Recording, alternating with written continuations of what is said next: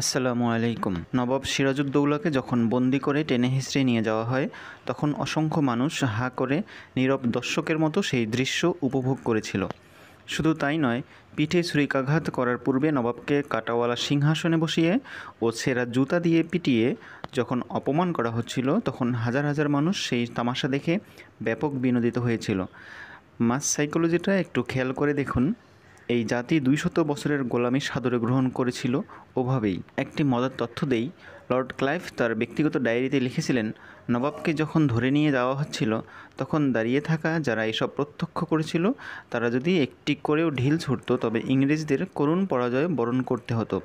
আরও চমকপ্রদ তথ্য হচ্ছে, প্রায় ১০,০০০ অশ্বারোহী, ৩০,০০০ পদাতিক এবং অসংখ্য কামান, গোলাবারুদ সহ বিশাল সুসজ্জিত সৈন্যবাহিনী নিয়েই পলাশীর ময়দানে এসেছিলেন নবাব সিরাজউদ্দৌলা।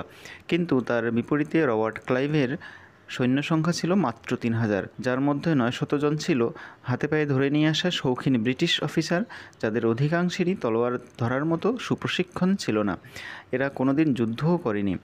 এত কিছু জেনেও রবার্ট ক্লাইভ যুদ্ধে নেমেছিলেন এবং জিতবেন জেনেই নেমেছিলেন, কারণ তিনি খুব ভালো করেই জানতেন একটি হীনমন্য ব্যক্তিস্বার্থলোভী দ্বিধাগ্রস্ত জাতিকে পরাস্ত করতে খুব বেশি আয়োজনের প্রয়োজন নেই।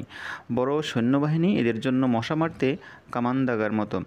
যাদেরকে সামান্য দাবার চালেই মাত করে দেয়া যায়, তাদের জন্য হাজার হাজার সৈন্যের জীবনের ঝুঁকি তিনি কেন নেবেন? এছাড়াও মীর জাফরকে যখন নবাবীর টোপ গেলানো হয়, রবার্ট ক্লাইভ তখনই সিদ্ধান্ত নিয়ে নেন যে সিরাজকে পরাজিত করার পর এই বদমাশটি সহ বাকিগুলোর পরিণতিও তাদের নবাবের মতোই হবে, এবং হয়েছেও তাই। ইতিহাস সাক্ষ্য দেয়, মীর জাফর, উমিচাঁদ, রায়বল্লভ, ঘসিটি বেগম সহ প্রত্যেকটি বেঈমানের করুণ মৃত্যু হয়েছে। রবার্ট ক্লাইভ মীর জাফরের বেঈমানির উপর ভরসা করে যুদ্ধ করতে আসেননি। তিনি যুদ্ধে নেমেছিলেন বাঙালির মন মানসিকতা নিখুঁতভাবে বিশ্লেষণের মাধ্যমে ভবিষ্যৎ আন্দাজ করে।